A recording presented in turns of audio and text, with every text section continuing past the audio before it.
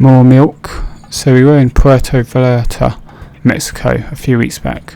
Now we are British. Very, very British. My dad drinks at least 8 cups of tea a day, and sometimes more, no matter what the weather. It is always hot tea. I just drink Fanta, and my mum will drink anything. She likes alcohol. Anyway, second day in Puerto Vallarta, my dad decides to ask if there's any chance of us having some milk in the room for tea. Sure, no problem. Anyway, we don't get the milk. We keep asking once a day, but no milk. Please keep in mind we just wanted one cup of milk, and they always said it was fine. This kept happening until one day they started bringing entire giant cartons of milk to the room every day until we left. We were there for 14 days, but from this point we had 10 days left, and my parents thought it was hilarious. They tipped the staff who brought the milk and moved on. Needless to say, the actual people who worked at the hotel and reception were much better than the English rep. Yes, we will use the clock. Hi, first MC post, probably last also. English not my native language, so sorry for the errors. In the beginning of the century, this happened around 2003. I was working as an operator at a glass tempering machine, big oven with the big fan to cool the glass fast. We had no clock to clock in or clock out. We had 2 shifts, morning 6 till 2 and midday 2 till 10. Usually the morning shift arrived at 4:45 to heat the ovens from 200 degree to about 700 degree and leave at 1:45 when we had turned over the shift. Nobody complained, everything was okay. Then management installed a clock to clock in and out and started complaining we left work too early. I think you can all see where this is going. So we clocked out at 2, but also started arriving at 5:45. It takes 1.5 hours for the oven to be on temperature. Nice to sleep in an hour more and start the shift with an hour-long coffee break. I was maliciously complied with. One of my co-workers got me good. Never thought I'd be the receiving end of one of these.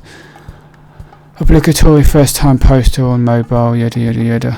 Today's cast, which is boss, Randy co-worker, Sandy me, mediocre entity.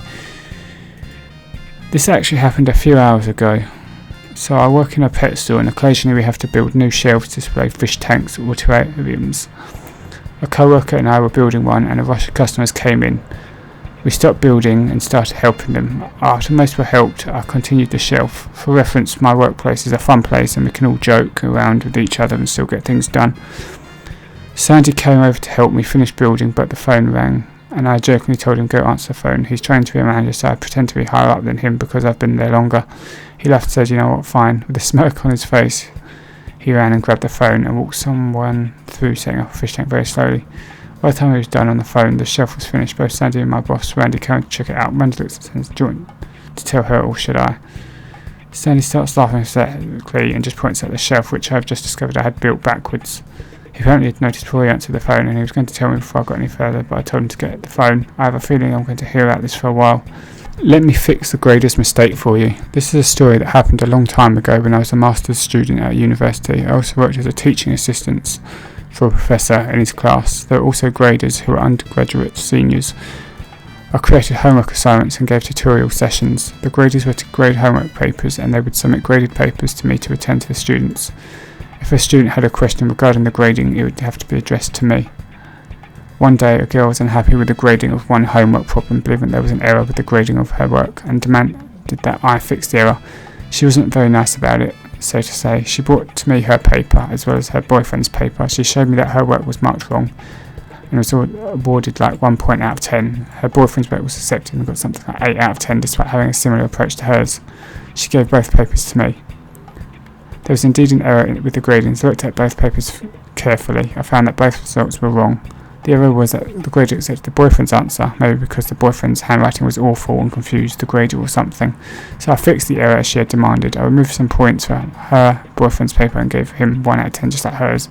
She wasn't very happy about that, and I bet her boyfriend was very pissed at her for showing his work to me. I could have ignored the boyfriend's incorrect name. Well, she wanted me to fix the grading.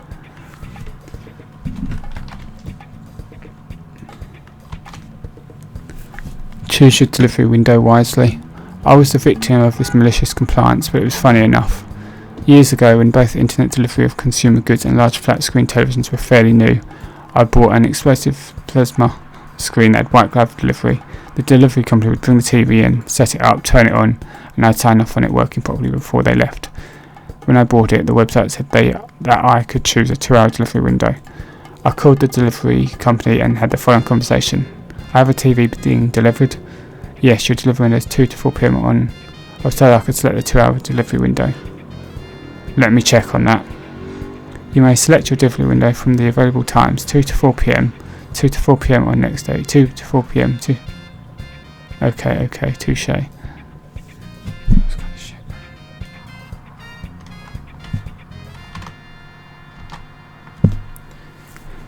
There's your caramel. So I work at Starbucks. Right across the street from us is a jewellery store in which the employees come in all the time. They are bitches. Anyway, one day one of them comes in and orders her 2 drinks.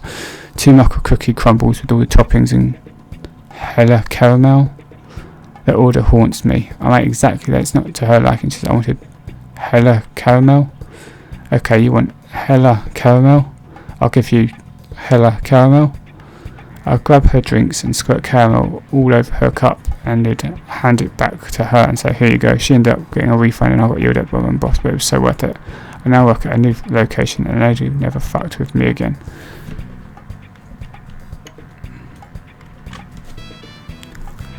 Alright, I will cancel and reorder. This happened just now. I ordered furniture worth $3,000 from a local dealer. The store offers free delivery over $1,000. Last week I ordered furniture which costs just over $1,000. I was looking for a matching set to go with my sofa.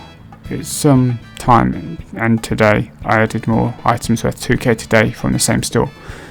The item ordered last week is going to be delivered tomorrow. The item I ordered today is expected to be delivered in 2 to 3 weeks. Everything was looking fine, but then I get a call from the store. Hi, our boss reviewed your order and you have split delivery, so you have to pay $99. I was informed delivery is free over $1,000.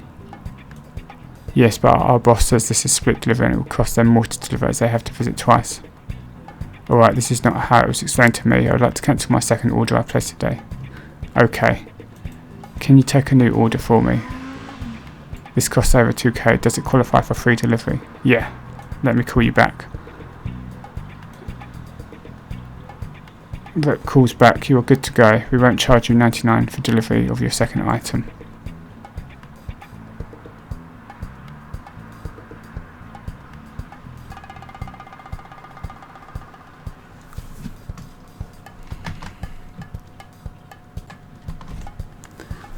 If you can drive it onto the lot, I'll double the trade-in value.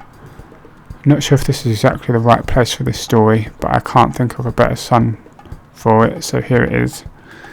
Years ago when I was young and drove shitty cars, there was a used lot that was doing a push-pull or drag trade-in event. If you're not familiar with this, it essentially means no matter how shitty your car is, they will take it and give you a decent trade-in value for one of their cars. I call and tell the guy my current truck is pretty rough shape, like it overheats after a quarter mile and isn't really drivable, and ask if they still do a trade-in if I have it there towed there.